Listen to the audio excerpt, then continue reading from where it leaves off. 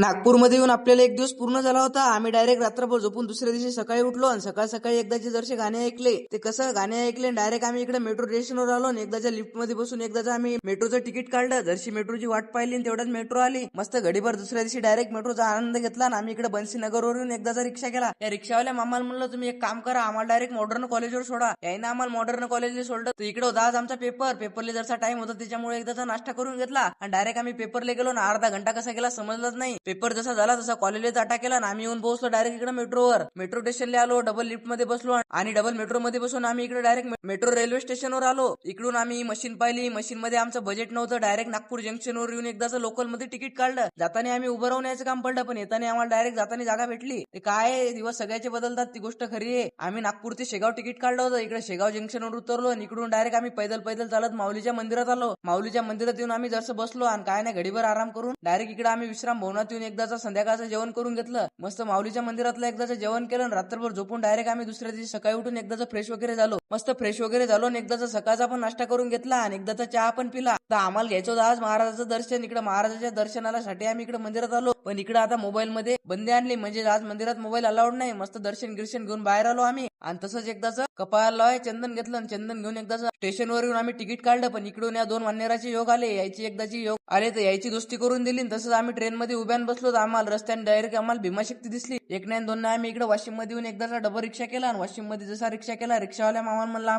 आम्हाला तुम्ही आता रिसोड नाक्यावर सोडला आणि डायरेक्ट रिसोड नाक्यावर सोडलं तर गाडी लागलेली होती. फटाफट मध्ये आपण गाडीत बसलो आणि आता एकदाचं वाशिमले पण टाटा केलं. खरंच तुम्हाला सांगा, आम्हाला जसं नागपूरमध्ये येले झाले ना, तर इकडे आम्हाला डायरेक्ट रिसोडची आठवण येत होते. खरंच आपलं जसं रिसोड आहे ना, तसं दुसरं कोणतं शहर नाही. आपलं गाव ते गाव असते भाऊ. शेवटी आम्ही डायरेक्ट गाडीमध्ये बसून वाशिमले केलं टाटा. मग